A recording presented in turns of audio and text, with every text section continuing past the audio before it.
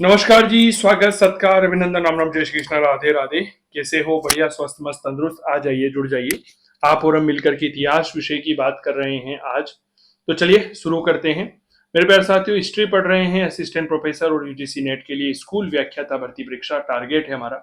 मौर्य काल का यह दूसरा भाग हमारे लिए आज हम लेकर आए हैं। इसकी क्लास नंबर 14 है। 2100 प्रश्नों की जो अद्भुत श्रृंखला हमने चलाई हुई है वो वाली। ठीक है, चलिए। इतिहास का अद्भुत मंच, चंदू सर की क्लास आप सभी के लिए। आप इसे ज्वाइन कर सकते हैं। इतिहास के यहाँ पर 15 से ज्यादा ऑनलाइन कोर्स उपलब्ध हैं, जिनमें फर्स्ट ग्रेड इतिहास विषय का लाइव कोर्स आपको यहाँ पर मिल रहा है। इसके अलावा रिकॉर्डेड अलग लेना चाहें तो वह भी उपलब्ध है। मेरे प्यारे साथियों, इतिहास फाउंडेशन का कोर्स है, इतिहास दर्शन का है, और 15 से ज्यादा कोर्स यहाँ पर आपको मिल रहे हैं। चलिए, पहला प्रश्न ये रहा, बहुत अच्छे से समझिएगा। क्या है पहला प्रश्न? किस ग्रंथ में चंद्रगुप्त मौर्य के लिए वृषल शब्द का उपयोग किया गया है? वृषल शब्द का तात्पर्य होता है निम्न कुल में जन्म लेने वाला। निम्न कुल में जन्म लेने वाला। ठीक है, चलिए बताइए फटाफट से। एक ऐसा ग्रंथ जिसमें मूल रूप से, मेरे प्यारे साथियों याद रखिएगा, क्या कहा गया है? तो कहा गया है कि निम्न कुल में जन्म लेने वाला, यानी कि वृषल। किस किताब में कहा गया है? ठीक है, क्या ये ब्राह्मण साहित्य है, जैन साहित्य है, मुद्रा राक्षस है, बौद्ध साहित्य है? बताइए सर। ये विशाख दत्त का ग्रंथ है, मुद्रा राक्षस। विशाख दत्त की किताब है। ठीक है, किसने लिखी थी? यह लिखी थी विशाख दत्त। विशाख दत्त ने लिखी थी मुद्रा राक्षस। ठीक है, इस मुद्रा राक्षस में ही चंद्रगुप्त मौर्य के लिए वर्षल शब्द का प्रयोग लिया गया। चंद्रगुप्त मौर्य की राजधानी थी मथुरा, पाटलिपुत्र, वाराणसी, प्रयाग। बताइए चंद्रगुप्त मौर्य जो है उसकी राजधानी क्या थी? बहुत बढ़िया प्रश्न है सर। याद रखना, चंद्रगुप्त मौर्य की राजधानी हुआ करती थी पाटलिपुत्र। कौन सी राजधानी थी? याद रखना, यह राजधानी पाटलिपुत्र थी। ठीक है, पाटलिपुत्र जिसे कुसुमपुर भी कहा जाता है, मूल रूप से बिंबिसार के उत्तराधिकारी अजातशत्रु और उसके उत्तराधिकारी उदयन ने इसका निर्माण कराया था, गंगा और सोन नदियों के संगम पर। चंद्रगुप्त मौर्य की एक पत्नी सेल्यूकस निकेटर की पुत्री थी, उसका नाम क्या था? सर, कुमार देवी, दत्त देवी, कारुवाकी और हेलेन। बताइए चंद्रगुप्त मौर्य की एक पत्नी जो है उसका नाम सेल्यूकस निकेटर की पुत्री थी, वह उसका नाम क्या था?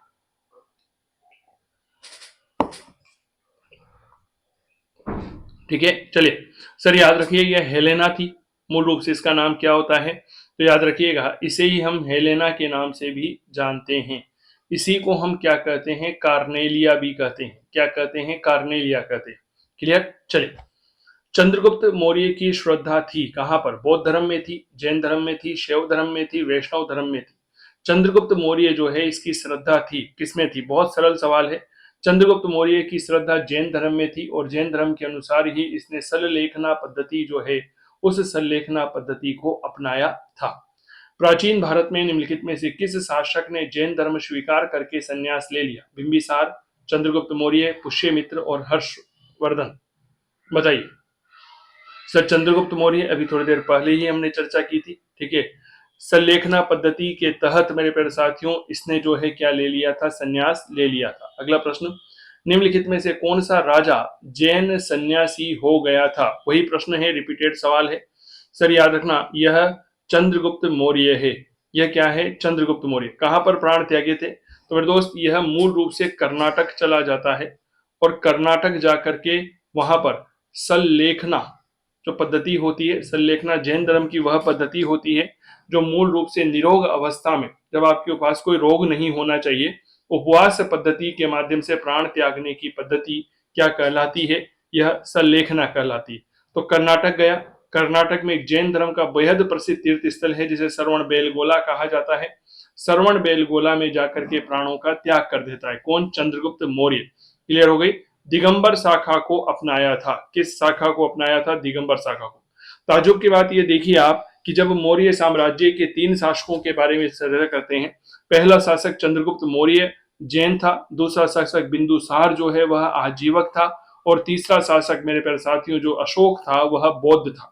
ठीक है, तो एक तरह से सर्वधर्म संभाव की प्रेरणा यहाँ पर हमें देखने को मिलती है।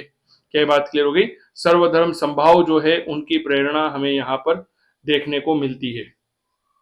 ठीक है, अगला प्रश्न, प्राचीन भारत में सेंड्रोकोटस नाम से जाना जाने वाला भारतीय राजा चंद्रगुप्त मौर्य, बिंदुसार, चंद्रगुप्त प्रथम, चंद्रगुप्त द्वितीय, बताइए।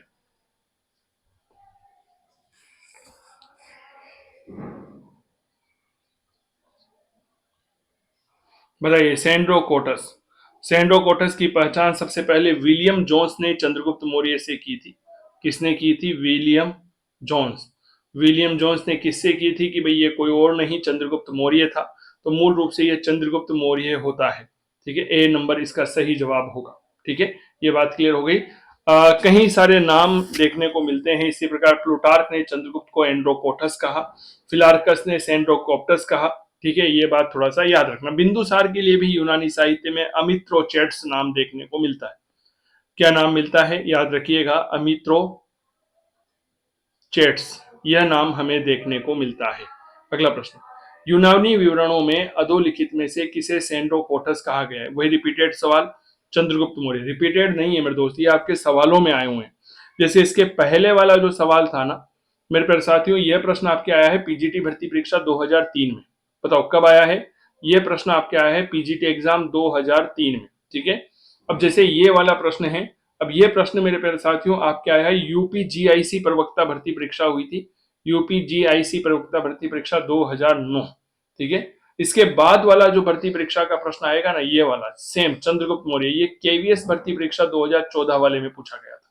ठीक है, चंद्रगुप्त मौर्य को कहा गया है सेंड्रोकोटस कहा गया है। क्या कहा गया है? सेंड्रोकोटस। अब बताओ यार, तो इससे एक अनुमान यह लगता है कि भैया प्रश्न रिपीट होते हैं। और सबसे अच्छी बात यह है, क्या अच्छी बात है, कि कहीं ना कहीं मेरे प्यारे साथियों अगर हम थोड़ी सी अच्छी तैयारी कर लेना तब तो सिलेक्शन होना बेहद आसान है। ये बात ध्यान रखिएगा। चलिए, हार तब तक नहीं होती जब तक हम स्वयं हार नहीं मान जाते। लाइव बैच चल रहा है पूरे राजस्थान में, एकमात्र लाइव बैच जो है आरपीएससी फर्स्ट ग्रेड के लिए वो चंदू सर की क्लास के मोबाइल एप्लीकेशन पर उपलब्ध है। आरपीएससी फर्स्ट ग्रेड इतिहास विषय का कंप्लीट लाइव कोर्स, पाठ्यक्रम पर आधारित संपूर्ण कोर्स, पीडीएफ में प्रिंटेबल नोट्स, महत्वपूर्ण टॉपिक के वीडियो टेस्ट, ये सारी सुविधाएं आपको मिल रही है। इस क्यूआर कोड को स्कैन करिए, गूगल प्ले स्टोर से आज ही डाउनलोड करिए चंदू सर की क्लास मोबाइल एप्लीकेशन। इतिहास का नया और अद्भुत मंच। चंद्रगुप्त मौर्य अपने जीवन के अंतिम वर्षों में एक साधु के साथ दक्षिण भारत चला गया था। उस साधु का नाम क्या था? चंद्रगुप्त मौर्य ने मूल रूप से जैन धर्म की दिगंबर संप्रदाय को संरक्षण दिया। अपने जीवन के अंतिम समय में कर्नाटक चला गया। कर्नाटक में भी अगर मैं बात करता हूं तो कहां गया था? श्रवण बेलगोला गया था। श्रवण बेलगोला में जाकर के वहां पर एक पहाड़ी थी जिसे कपाव्रत पहाड़ी कहते हैं या कताव्रत पहाड़ी कहते हैं। इस कताव्रत पहाड़ी पर जाकर के अपने प्राण जो है वह त्याग देता है। क्या ये बात क्लियर हो गई क्या? और मेरे प्यारे साथियों, वह दिगंबर जैन संत जो है जिनका नाम था आचार्य भद्रबाहु। आज भी जैन धर्म के जब भी प्रवचन शुरू होते हैं ना, तो वहां पर सबसे पहले जो नाम रखा जाता है वह आचार्य भद्रबाहु को ही याद किया जाता है। क्या ये बात क्लियर हो गई? चलिए अगला प्रश्न, श्रवण बेलगोला स्थित, अब देखो यार सवाल देखो, ये असिस्टेंट प्रोफेसर भर्ती परीक्षा का सवाल है 2019 वाला, यूपी में जो हुआ था। ठीक है, ये कर्नाटका में है, केरल में है, तमिलनाडु में है, तेलंगाना में। इतनी देर से अब मैं क्या कर रहा हूं, ढंग से सुन लोगे ना, क्लास सुन लोगे ये एमसीक्यू वाली, अच्छे से कोर्स ले लोगे ना, चीजें आसानी से क्लियर हो जाएगी। याद रखिएगा, श्रवण बेलगोला जो है यह आपके कर्नाटका में है। ग्रीक राजाओं के द्वारा पाटलिपुत्र में 3 राजदूत भेजे गए थे। उनके नाम थे मेगस्थनीस था, डायमेकस था, दूसरे का नाम क्या था?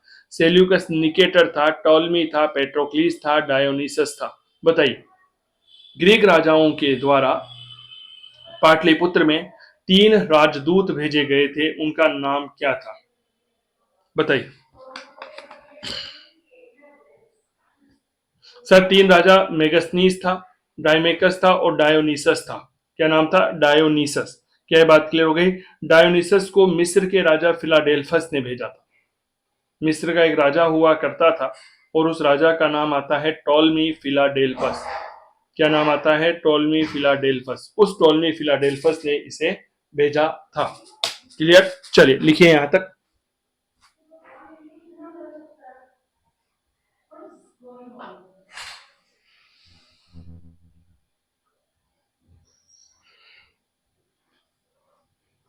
मिस्र के राजा टोलमी फिलाडेल्फस जो है उसने डायोनिसस को भेजा था। चलिए अगला प्रश्न, निम्नलिखित में से कौन सा अंचल चंद्रगुप्त मौर्य के साम्राज्य में शामिल नहीं था? बहुत अच्छा प्रश्न है। अफगानिस्तान, बलूचिस्तान, तमिलनाडु, बंगाल और अनुत्तरित प्रश्न है। बताइए। एक ऐसा क्षेत्र जो मूल रूप से चंद्रगुप्त मौर्य के साम्राज्य में शामिल नहीं था। बताइए। सर याद रखना, चंद्रगुप्त मौर्य के साम्राज्य में तमिलनाडु वाला क्षेत्र जो है वह शामिल नहीं था। ठीक है। चंद्रगुप्त मौर्य के साम्राज्य में अफगानिस्तान, बलूचिस्तान, सौराष्ट्र, गुजरात, बंगाल, दक्षिण में कर्नाटक का क्षेत्र शामिल था, लेकिन तमिलनाडु वाला जो भूभाग था वह इसके राज्य में नहीं था। राजदूत डायोनिसस किसके दरबार में आया? चंद्रगुप्त मौर्य, बिंदुसार, अशोक, दशरथ। डायोनिसस वही मिस्र के राजा टोलमी फिलाडेल्फस जो है उसका राजदूत था यह।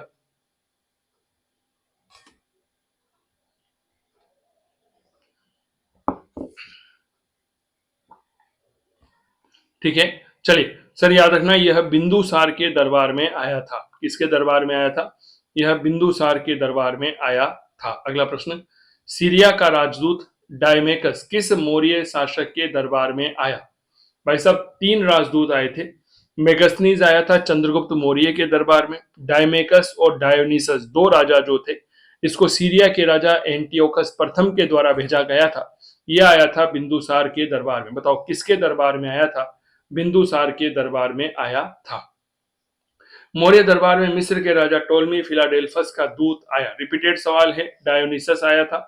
ये बेसिकली रिपीटेड सवाल ना, पता है एक बात बता दूं मैं आप लोगों को, रिपीटेड सवाल कभी कभी बहुत अच्छे हो जाते हैं। पूछो क्यों अच्छे हो जाते हैं?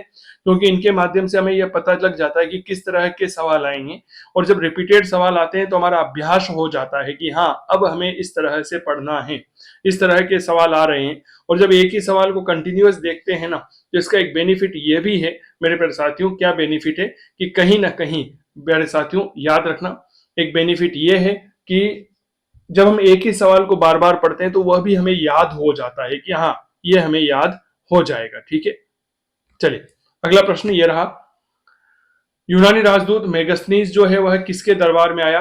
अजातशत्रु, अशोक, चंद्रगुप्त मौर्य और बिंबिसार। देखो मेगस्थनीज जो है ना, इस मेगस्थनीज ने इंडिका नाम की किताब लिखी थी। ताज्जुब की बात है, इंडिका जैसी किताब वर्तमान में उपलब्ध ही नहीं है, लेकिन इसके उद्धरण जो है वह स्ट्रेबो, एरियन, जस्टिन, प्लूटार्क, ठीक है, प्लिनी, डियोडोरस आदि की किताबों में हमें देखने को मिलती है। एक एरियन नाम का विद्वान हुआ है, मैं आपको बता देता हूं। इस एरियन नाम की विद्वान की किताब जो है इसका नाम भी इंडिका ही है। क्या ये बात क्लियर हो गई? यह भी इंडिका ही है। मेगस्थनीज पहला यूरोपियन यात्री था जो भारत में आया। भारत में रह करके भारत के बारे में बहुत कुछ इसने लिखा है। ये लिखता है कि भारत में दास प्रथा नहीं थी, जबकि भारत में दास प्रथा थी। ठीक है। क्यों थी? क्योंकि यूनान में दासों की तुलना भारतीय दासों की तुलना में बेहद खराब थी, इसलिए इसको भारत में दास दिखे ही नहीं। क्योंकि हमारे यहाँ दास कैसे होते जी? बिल्कुल परिवार के सदस्य के जैसे होते हैं। अगला प्रश्न देखिए, किसका जो विदेशी वृत्तांत मौर्य काल की जानकारी देता है? जस्टिन की, स्ट्रेबो, मेगस्थनीज, प्लूटार्क और अनुत्तरित प्रश्न है। बताइए एक ऐसा विदेशी वृत्तांत जो मेरे दोस्त मौर्य काल की जानकारी हमें देता है। बहुत बढ़िया प्रश्न, कृपया जवाब साझा करिए।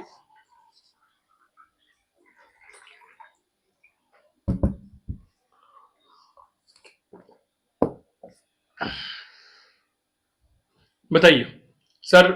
मेगस्थनीज है ना, फिर मेगस्थनीज की इंडिका पर ही इन सभी ने जो है अपने उदाहरण शामिल किए हैं।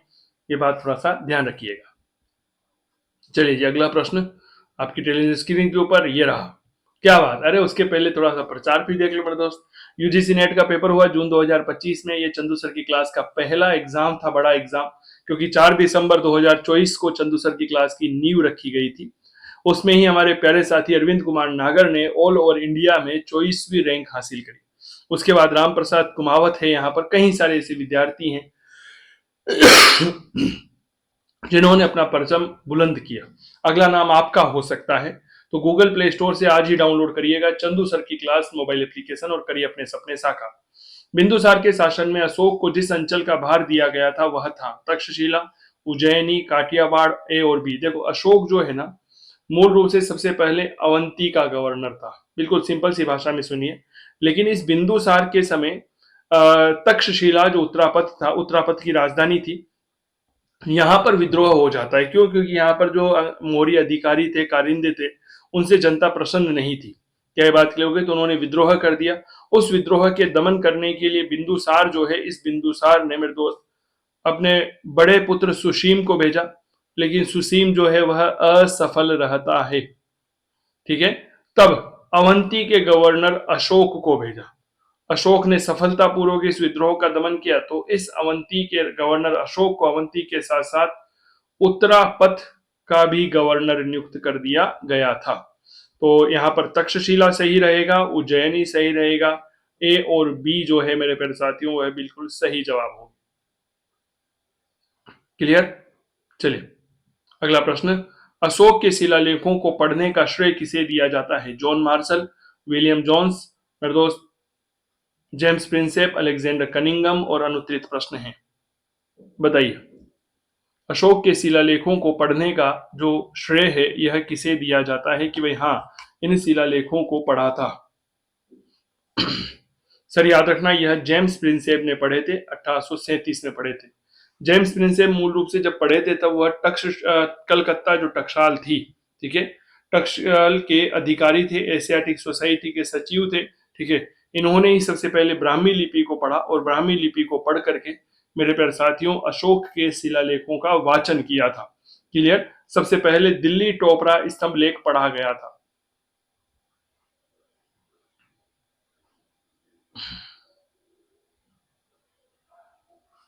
क्लियर? चलिए अगला प्रश्न। अशोक के अभिलेखों को सफलतापूर्वक पढ़ा था। अब देखो वही सवाल है, जेम्स विंसेम ने है।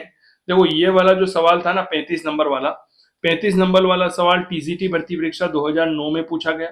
ठीक है, ताजू की बात देखिए यह सवाल पीजीटी भर्ती परीक्षा 2013 में पूछा गया था।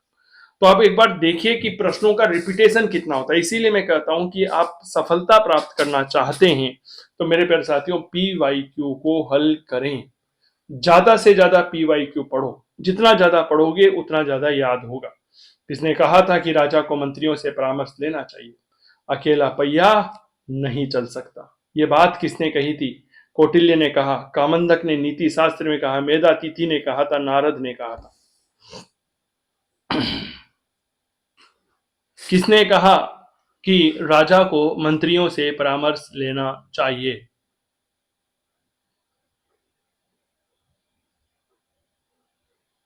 बहुत बढ़िया प्रश्न।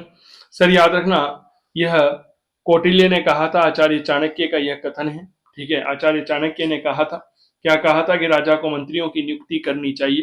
ठीक है, और उनसे सलाह लेनी चाहिए, मशविरा किया जाना चाहिए, क्योंकि राजत्व यानी कि प्रभुता सिर्फ एक पहिए से नहीं चल सकती, केवल राजा से ही ये सब चीजें संभव नहीं है। क्लियर?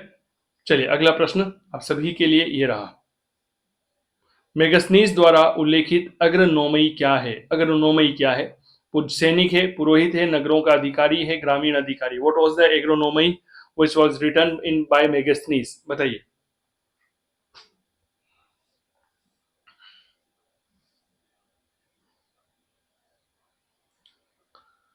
सर याद रखना यह नगरों के अधिकारी हुआ करते थे, जिसे हम अग्रनोमई कहा जाते थे। ठीक है, मूल रूप से ठीक है, ये बात थोड़ा सा याद रखना। ठीक है, अग्रनोमई नदियों और नालियों का निरीक्षण भी करता था, सड़कों का निर्माण कार्य भी देखा करता था। ठीक है, ये बात थोड़ा सा याद रखना। नगर प्रशासन का प्रमुख एसटी नोमई भी हुआ करता था। ठीक है, लेकिन यहाँ पर अग्रनोमई है जो नगरों के अधिकारी के रूप में जाना जाएगा। मेगस्थनीज के लेखन में उल्लेखित एग्रोनोमई कौन है? रिपीटेड प्रश्न है, वही नगर अधिकारी के रूप में इसकी भूमिका है। अगला प्रश्न, निम्नलिखित कालक्रम के अनुसार सबसे अंत में कौन था? अशोक है, चंद्रगुप्त विक्रमादित्य है, चाणक्य है, कनिष्क है? सबसे अंत में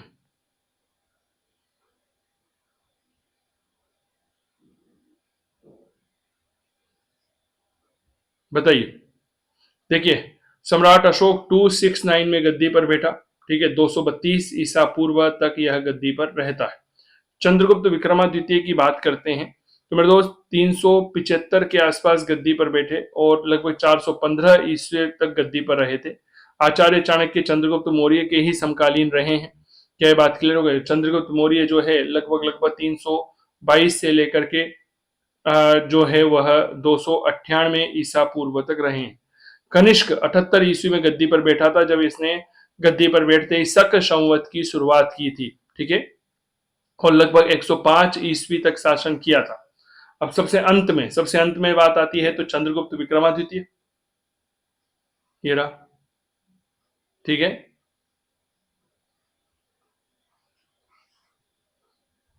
चलिए, मौर्य प्रशासन में खानों के अध्यक्ष को क्या कहा जाता था? जो खान विभाग होता था, जिसे मैं एक तरह से खनिज विभाग भी कह सकता हूं, इस खनिज विभाग के अध्यक्ष को क्या कहते थे? आकरा अध्यक्ष, लक्षणा अध्यक्ष, लोहा अध्यक्ष और सुनया अध्यक्ष।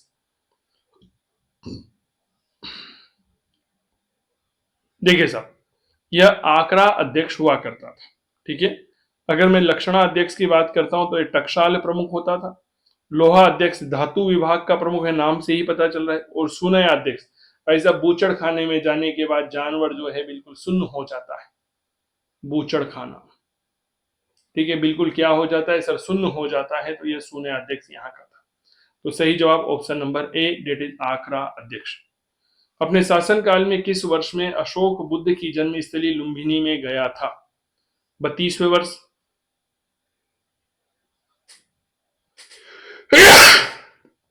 क्षमा चाहूंगा, 26, 20 और 13वें वर्ष।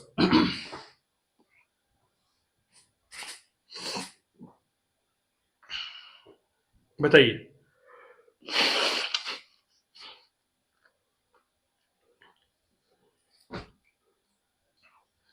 सर 20वें वर्ष। अशोक ने अपने शासन काल के 10वें वर्ष में धम्म यात्रा की शुरुआत की थी, आपको पता ही होगा। 10वें वर्ष में धम्म यात्रा का प्रारंभ किया था। किसने किया था? सम्राट अशोक ने किया था, ये पता ही होगा। सबसे पहले वहां गया जहां ज्ञान प्राप्त हुआ, यानी कि बौद्ध गया गया था, ठीक है। अगला प्रश्न, इस क्लास की पीडीएफ अगर आप डाउनलोड करना चाहते हैं तो चंदू सर की क्लास मोबाइल एप्लीकेशन को डाउनलोड कर लीजिएगा, वहां पर आपको इस क्लास की पीडीएफ मिल जाएगी। हेल्पलाइन नंबर आपके पास होने चाहिए 8802060952। अगला प्रश्न, निम्नलिखित में से कौन सी लिपियां अशोक के अभिलेखों में प्रयुक्त की गई थी? आरपीएससी ने एसएसटी एग्जाम 2018 में प्रश्न पूछा। Brahmi, Kharosthi, Aramaic, Greek. Kharosthi, Greek, Sharada, Brahmi.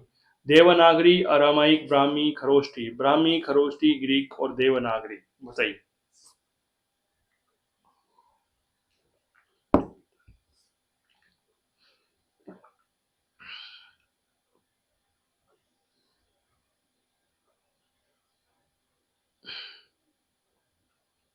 ठीक है, चलिए सर, याद रखना, यह जो मूल लिपियां थी उनमें ब्राह्मी आती है, खरोष्टी आती है, अरामाइक आती है और ग्रीक आती है। शारदा लिपि कहीं नहीं मिलती, देवनागरी कहीं नहीं मिलती, ये बात याद रखना, ठीक है। चलिए अगला प्रश्न, चंद्रगुप्त के दरबार में सेल्यूकस ने एक दूत भेजा था जिसका नाम क्या था? हेरोडोटस, हैंसांग, मेगस्थनीज, हेलियोडोरस, बताइए।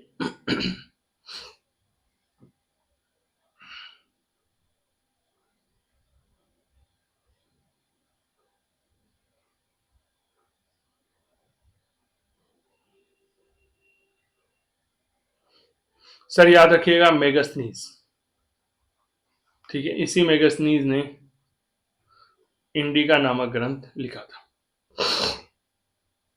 मेगस्थनीज कौन था? एक मंत्री, सेनापति, स्वतंत्रता सेनानी, राजदूत? तो सर स्वाभाविक प्रश्न है, एक राजदूत था। कल से थोड़े प्रश्नों की संख्या भी बढ़ा देंगे, ठीक है। चलिए, क्लास कैसी लगी हमें जरूर बताइएगा एक बार। और इस क्लास की पीडीएफ के लिए आप चंदू सर की क्लास मोबाइल एप्लीकेशन को डाउनलोड कर सकते हैं, हमारी हेल्पलाइन पर संपर्क कर सकते हैं। स्वस्थ रहें, मस्त रहें, तंदुरुस्त रहें। और इतिहास का एकमात्र लाइव कोर्स चंदू सर की क्लास मोबाइल एप्लीकेशन पर चल रहा है। जय हिंद, जय भारत, धन्यवाद।